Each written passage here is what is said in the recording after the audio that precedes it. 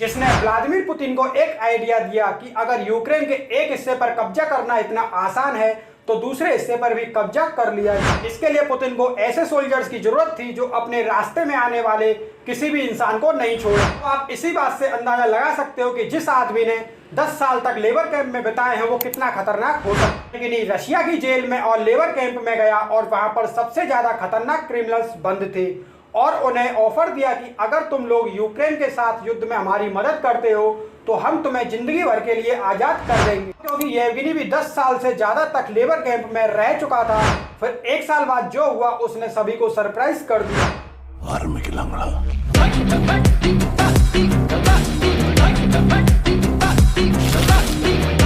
आज से कुछ समय पहले वैगनर ग्रुप ने रशिया की सरकार को गिराने की कोशिश की थी, लेकिन अब सवाल यह है कि वैगनर ग्रुप के पीछे वह इंसान कौन है जिसने दुनिया के सबसे खतरनाक राष्ट्रपति माने जाने वाले व्लादिमीर पुतिन की सिक्योरिटी को तोड़कर उसे दुनिया के सामने कमजोर साबित कर दिया। तो आखिर कौन है वैगनर ग्रुप का मालिक येवगेनी प्रिगोजिन? अगर इसकी कहानी सुनोगे तब तुम्हें पता चलेगा कि यह कितना खतरनाक और पागल इंसान है। यह पैदा हुआ था सोवियत रूस के एक गरीब परिवार में। अपने जीवन में इस आदमी ने लगभग 10 साल यूरेनियम माइंस में और लेबर कैंप में भी बिताए हैं। अब आप इसी बात से अंदाजा लगा सकते हो कि जिस आदमी ने 10 साल तक लेबर कैंप में बिताए हैं वो कितना खतरनाक हो सकता है। उन सब के बाद इसने एक हॉटडॉग का बिजनेस किया, जिसके बाद उसने एक रेस्टोरेंट खोला और पुतिन की मदद लेकर बिलियनियर बन गया। और अभी से कुछ समय पहले तक सीरिया, अफ्रीका और यूक्रेन से चल रही लड़ाई में भी पुतिन की मदद कर रहा था। लेकिन आज के टाइम पर यही बंदा पुतिन का सबसे बड़ा दुश्मन बन चुका है। पुतिन ने ही इस बंदे को इतना पावरफुल बनाया है। तो आखिर ऐसी क्या वजह है जिसके कारण यह पुतिन का ही दुश्मन बन चुका है? येवगेनी प्रिगोजिन का जन्म 1961 में सेंट पीटर्सबर्ग में हुआ था, जब वह सिर्फ 9 साल का था। उस समय पर उसके पिता की मृत्यु हो, जिसकी वजह से उसने और दूसरे बच्चों की तरह काम करना शुरू कर दिया। लेकिन इसकी उम्र और दूसरे बच्चों के मुकाबले बहुत छोटी थी। कुछ सालों तक काम करने के बाद ज्यादा पैसा कमाने के लिए येवगेनी ने यूरेनियम माइंस में काम करना शुरू कर दिया। लेकिन उस समय पर सोवियत रूस में माइंस में काम करना बहुत ही कठिन काम था।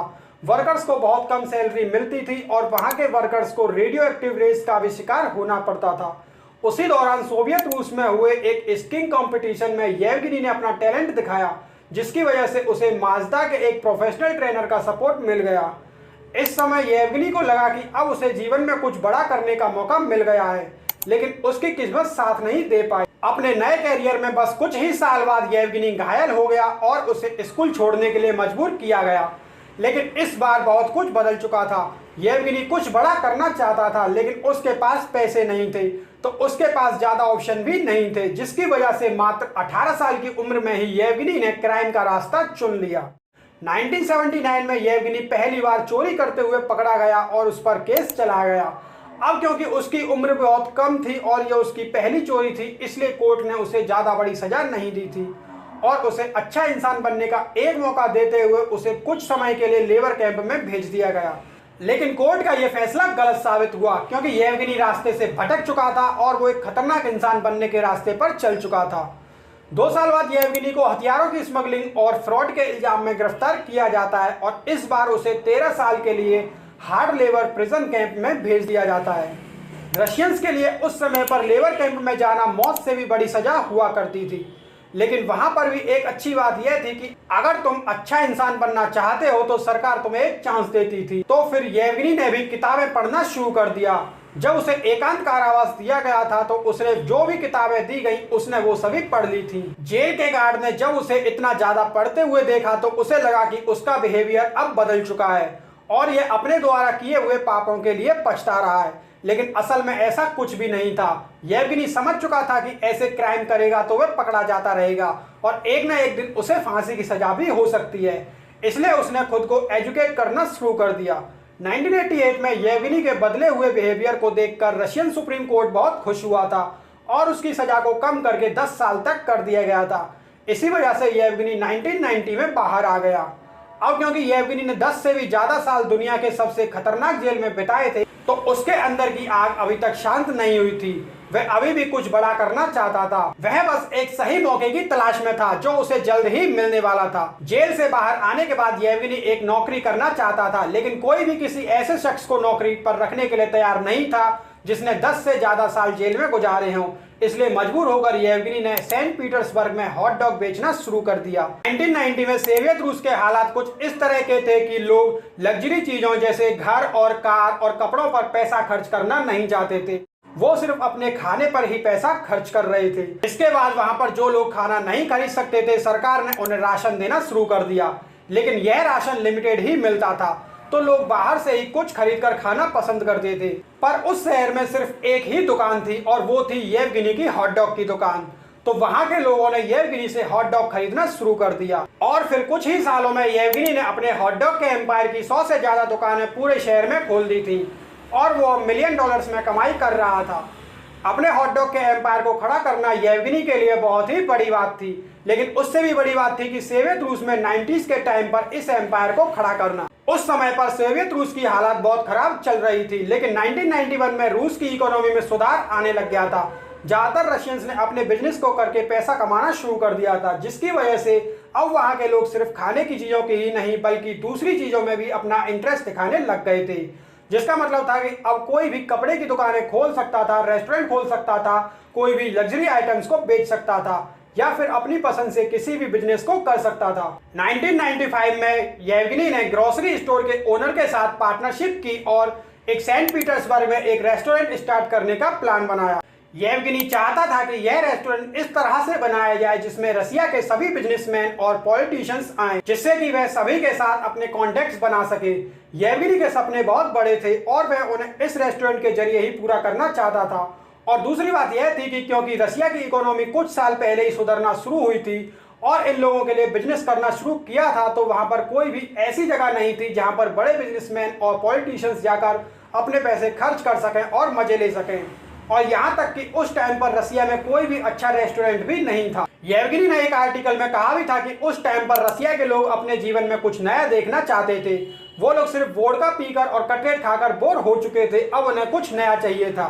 जो नौजवान अमीर रशियन थे वो अपने पड़ोसी देश यूरोपियन लोगों जैसी जिंदगी जीना चाहते थे और मजे करना चाहते थे, लेकिन रशिया में उस समय ऐसी सुविधाएं नहीं थी। तो फिर येवगेनी ने उन लोगों को वही दिया जो वह चाहते थे। उसने एक पुराने शिप को तैरने वाले रेस्टोरेंट में बदल दिया और बहुत जल्द ही उसका यह रेस्टोरेंट सेंट पीटर्सबर्ग का सबसे ज्यादा फेमस डाइनिंग स्पॉट बन चुका था। यह रेस्टोरेंट इतना फेमस हो चुका था कि यहाँ पर व्लादिमीर पुतिन भी फॉरेन डेलीगेशंस के साथ खाना खाने आते थे। पुतिन को यह रेस्टोरेंट इतना पसंद था कि उन्होंने 2003 में अपना जन्मदिन भी इसी रेस्टोरेंट में मनाया था और येवगेनी अपना अच्छा इंप्रेशन जमाने के लिए हमेशा उनके साथ रेस्टोरेंट में रहता था। और फिर उसके कुछ सालों बाद येवगेनी ने एक कैटरिंग कंपनी शुरू कर दी थी, जिसका मेन फोकस हमेशा गवर्नमेंट के कॉन्ट्रैक्ट पर ही रहता था और उसके कॉन्टैक्ट और पॉपुलैरिटी की वजह से उसने जल्द ही क्रेमलिन में भी अपनी सर्विस देना शुरू कर दिया, जिसकी वजह से उसे एक नया निकनेम मिल गया और वह था पुतिन शेफ। और इसके बाद उसे एक जॉब मिली जिसमें वह उन लोगों और देशों पर नजर रखता था जो हर मौके पर पुतिन को जहर देना चाहते थे, और इसी वजह से उसने साबित कर दिया कि पुतिन उस पर कितना विश्वास करता है।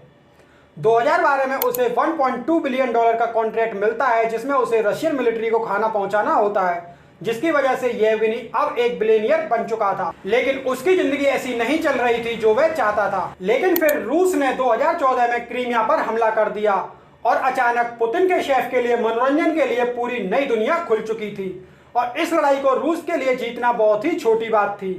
केवल 1 महीने से ही कुछ अधिक समय के भीतर क्रीमिया, जो यूक्रेन का हिस्सा था, अब पूरी तरह से रूस के कंट्रोल में था, जिसने व्लादिमीर पुतिन को एक आइडिया दिया कि अगर यूक्रेन के एक हिस्से पर कब्जा करना इतना आसान है तो दूसरे हिस्से पर भी कब्जा कर लिया जाए।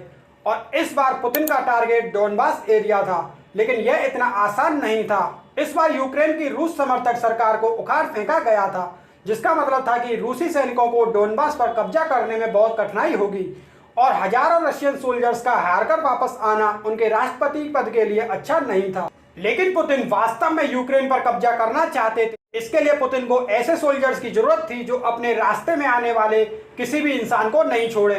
वो इस बात की परवाह ना करें कि उन्हें दिया जाने वाला काम कितना गंदा है या कितना गलत है, बस उन्हें जो भी ऑर्डर दिया जाए वो उसे ही मानते रहें। और तभी येवगेनी को एक शानदार प्लान लेकर पुतिन के पास आता है। येवगेनी रशिया की जेल में और लेबर कैंप में गया और वहां पर सबसे ज्यादा खतरनाक क्रिमिनल्स बंद थे और उन्हें ऑफर दिया कि अगर तुम लोग यूक्रेन के साथ युद्ध में हमारी मदद करते हो तो हम तुम्हें जिंदगी भर के लिए आज़ाद कर देंगे। उसका प्लान था कि अगर ये क्रिमिनल्स इस युद्ध में मर भी जाते हैं तो भी हमें कोई दिक्कत नहीं होगी। और इन क्रिमिनल्स को भी कहा गया था कि यहाँ जेल में सड़ने से तो अच्छा है कि तुम अपनी किस्मत आजमाओ, और अगर युद्ध में बच गए तो तुम्हें आज़ाद कर दिया जाएगा। अब क्योंकि येवगेनी भी 10 साल से ज़्यादा तक लेबर कैंप में रह चुका था, तो वो जानता था कि इन क्रिमिनल्स को कैसे हैंडल करना है। उसने उन क्रिमिनल्स से कहा कि अगर तुम मेरे साथ चलो तो तुम उतने ही पावरफुल और अमीर बन जाओगे जितना कि मैं हूँ। और उसका यह प्लान भी काम कर गया। 2014 में वैगनर ग्रुप को बनाया जाता है और उसका सीक्रेट लीडर बनाया जाता है येवगेनी प्रिगोजिन को। यह वैगनर ग्रुप अब पुतिन का प्राइवेट मर्सिनरी आर्मी ग्रुप बन चुका था और यही ग्रुप अब पुतिन की असली ताकत थी। और पुतिन ने इस बात को कभी भी नहीं माना था कि वह इस ग्रुप का इस्तेमाल कर रहा है, बल्कि पुतिन का कहना था कि ऐसा कोई ग्रुप एग्जिस्ट ही नहीं करता है। जबकि वैगनर सोल्जर्स को कई जगह पर देखा जाने लगा था। यूक्रेन, सीरिया और अफ्रीका अब वैगनर ग्रुप के लिए प्लेग्राउंड बन चुके थे। वो जहां भी जाते थे वहां चोरी कर, और उनके नेचुरल रिसोर्सेज ने येवगेनी को और भी अमीर बना दिया था। 2015 में अब येवगेनी सिर्फ पुतिन का शेफ नहीं रह गया था, वो और भी बहुत कुछ बन चुका था। और कुछ समय बाद ही उसने रूस के दुश्मनों का ध्यान अपनी ओर अट्रैक्ट करना शुरू कर दिया।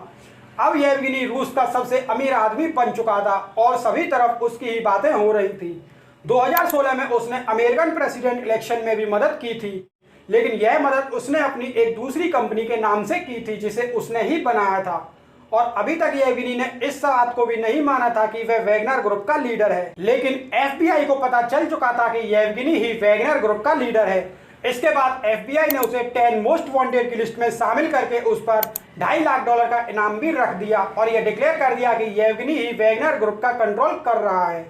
इसके बाद वैगनर ग्रुप को यूक्रेन के राष्ट्रपति की हत्या करने के लिए भेजा गया था, लेकिन जब वह ऐसा नहीं कर सके तो उन्हें रशियन आर्मी के साथ फ्रंट लाइन पर मदद करने के लिए रखा गया। 2022 में येवगेनी ने यह मान लिया था कि वो ही वैगनर ग्रुप का लीडर है और साथ में यह भी कहा कि अब वह सभी कैदियों को अपने ग्रुप में ऐड करने वाला है, और अगर यह कैदी लड़ने से मना कर देंगे तो वो रशियन बच्चों को अपने ग्रुप में ऐड कर लेगा। उसकी इस तरह की बातों को देखकर साफ पता चल रहा था कि येवगेनी को पुतिन का पूरा सपोर्ट मिल रहा है। फिर एक साल बाद जो हुआ उसने सभी को सरप्राइज कर दिया। 23 जून 2023 को येवगेनी का वैगनर ग्रुप मॉस्को में एक मार्च करता है। येवगेनी ने कहा था कि हम सरकार को गिराना नहीं चाहते हैं, बल्कि हम उन मिलिट्री ऑफिसर्स को हटाना चाहते हैं जो यूक्रेन में हुए युद्ध के लिए जिम्मेदार हैं। उसकी इस हरकत को देखकर लग रहा था कि येवगेनी अब पुतिन के खिलाफ हो चुका है। वैगनर सोल्जर्स ने यूक्रेन से अपनी पोस्ट छोड़ दी थी और क्रेमलिन पर अटैक करने के लिए निकल पड़े थे। अब येवगेनी का इस तरह का बिहेवियर कई तरह के सवाल खड़े कर रहा है। पुतिन और येवगेनी कई सालों से दोस्त हैं और येवगेनी ने भी पुतिन के लिए अपनी लॉयल्टी साबित की थी। तो फिर अब ऐसा क्या हो गया कि येवगेनी पब्लिकली पुतिन को धोखा दे रहा है और उसका सबसे बड़ा दुश्मन बन चुका है? क्या उसने उन रशियन मिलिट्री लीडर्स से छुटकारा पाने के लिए पुतिन के तख्तापलट की प्लानिंग की है जिन पर उसे भरोसा नहीं है, या फिर CIA ने उसे ऐसा करने के लिए पैसे दिए हैं, या फिर वो देखना चाहता है कि पुतिन को गिराने के लिए बाहर के लोगों से उसे कितना सपोर्ट मिल सकता है? यदि यही विद्रोह का असली मामला है तो यह हो सकता है कि येवगेनी की हत्या होने वाली है, क्योंकि उसने पुतिन के साथ धोखा किया है और उसके पास पुतिन के बहुत सारे राज हैं। अब वह उन राज को किसी को बता ना दे, इसके लिए भी उसकी हत्या हो सकती है। वेस्ट कंट्रीज में लोग यह सोचकर खुश हो रहे हैं कि पुतिन का राज अब खत्म होने वाला है। तो अब पुतिन येवगेनी के साथ क्या करे, या फिर वैगनर ग्रुप अपने मकसद में सफल हो जाएगा, ये तो वक्त ही बताएगा।